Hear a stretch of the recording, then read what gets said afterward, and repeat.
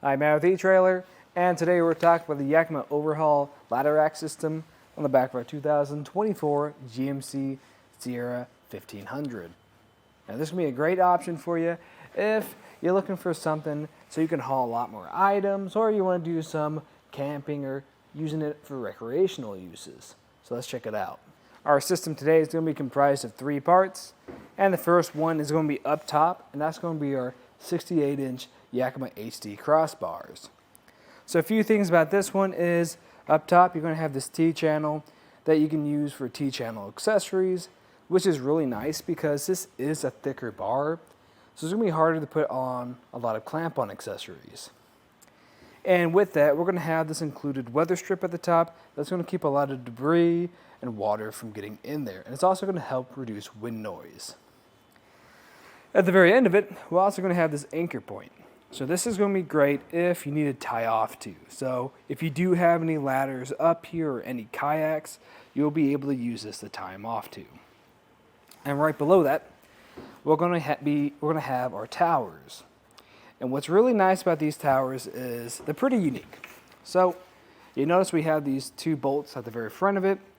There are going to be 2 more bolts on the back of it. And what that's going to allow you to do is either raise or lower this to accommodate different situations. Maybe you got a lot of stuff in the back of your bed that's harder to get in here if these are lower, but you also don't want them too high at some points because of clearance issues. So you have the ability to adjust them. And at the back side, we'll also have an anchor point if you want to tie off anything else to that. And this is going to connect down to the base. We're going to have a locking and non-locking base, and that's going to just provide more security on half of them. And how this is going to sit on is it's going to grab onto your bed rails and have clamps on the backside that attach to them. Something I should probably also mention about the towers is they're going to have these 2 holes on each one of them, and what those holes are for is for getting on a separate piece where you can put on the sidebar. You can buy that separately, and what that's going to do is it's going to have a channel on it. We will be able to mount other accessories like a light bar. We can talk about how this is going to sit on the back of here now. So since this is adjustable, it's going to have a couple different heights.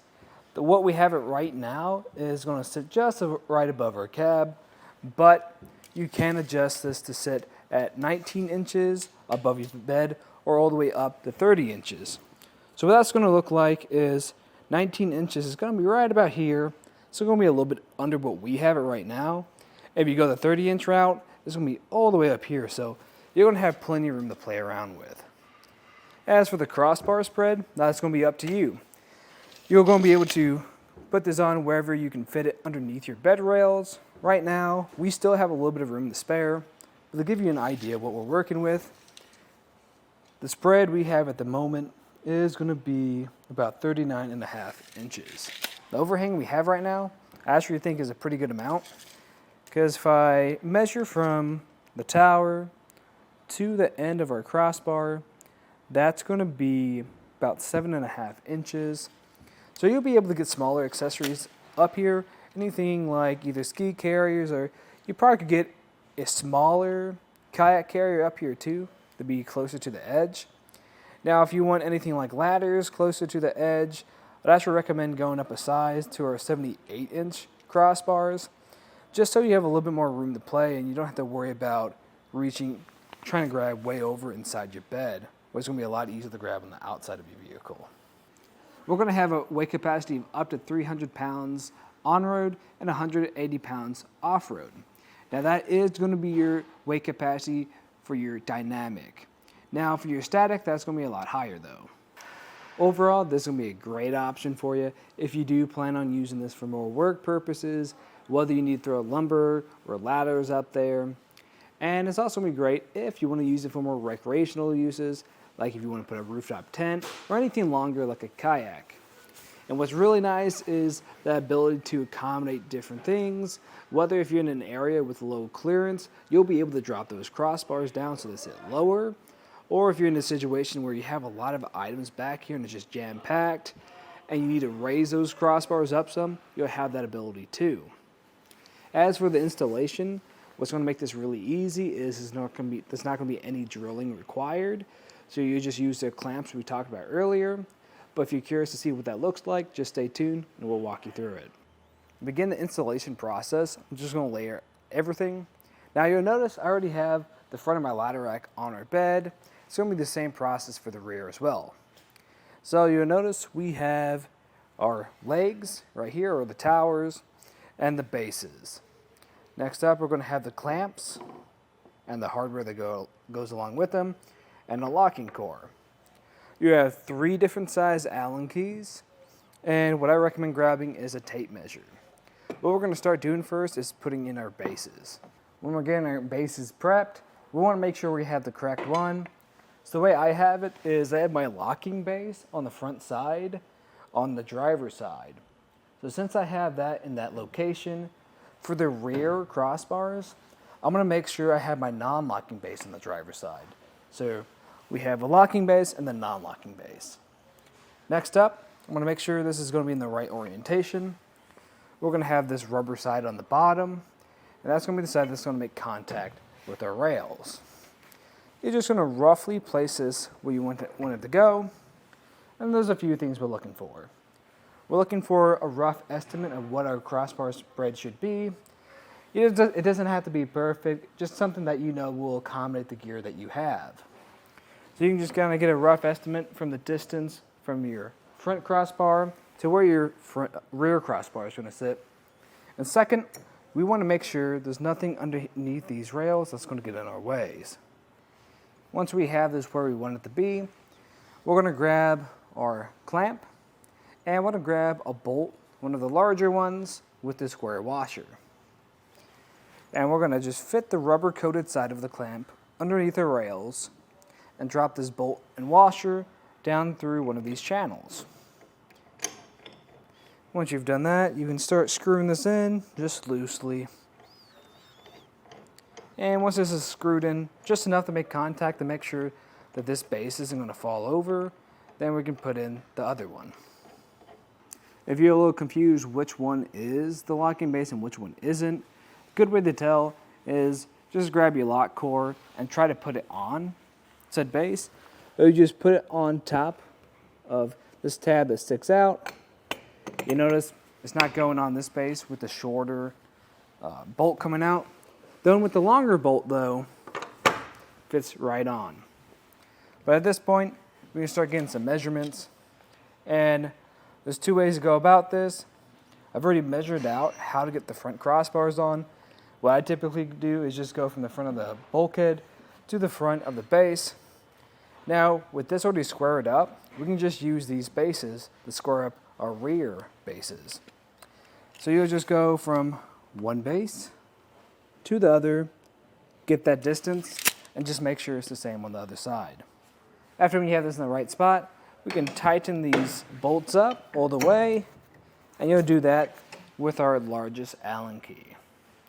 Once it's all the way tightened down, we can start putting on our tower.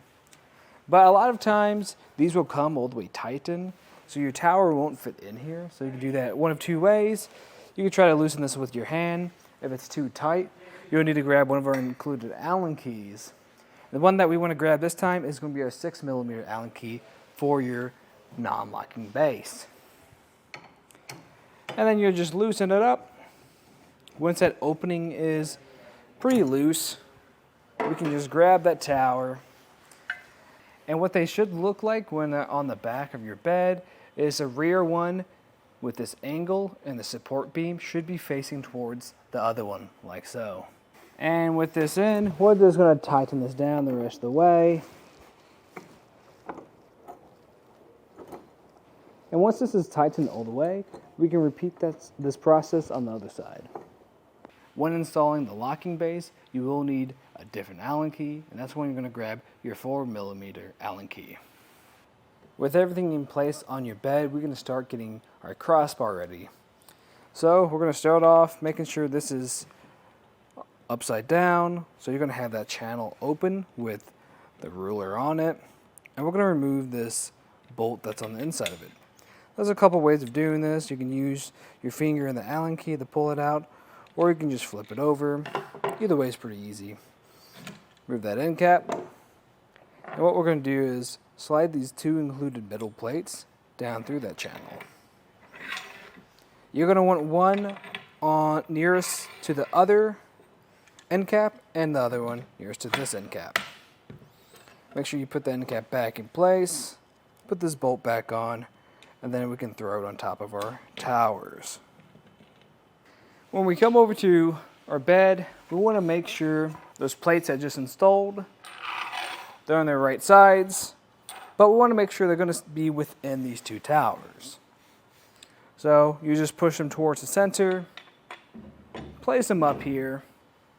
I like to push down on it, just so it clicks into place. And at this point, I want to make sure each side is even. So how I do that is just by measuring from the back of our tower to the end of the crossbar. I'm going to make sure both sides are even. If it's not, all I'm going to do to adjust that is either push and pull on this while grabbing onto my tower until it lines up where I need it to be. Now sometimes I'll grab on a little bit too tightly, so I'll just pop it right out and push it over some. Now we can start tightening this down. I'm going to come over to the center, push one of those plates over to that opening, and we're going to grab one of these bolts, a lock washer and a regular washer, and push it through to this hole. I like to apply pressure underneath here, and as I push that plate over, it should grab on, and when it does, I'll just tighten this down loosely. I don't want to tighten it down all the way until I've made my adjustments. Then I'll just grab another bolt and push it in through this hole right here. And I'll repeat that process on the other side. When everything's tightened down, we can come over to the bottom and grab one of our lock cores and push it on and make sure it's locked in place so we have the extra security. And when everything is in place, I like to give it a good shake test. Make sure nothing's moving. And if it feels pretty sturdy, then we should be good and you can load it up with whatever you have. And that was just a look at the installation and some of the features of the Yakima OverHaul Ladder Rack system on the back of our 2024 GMC Sierra 1500. Thanks for watching.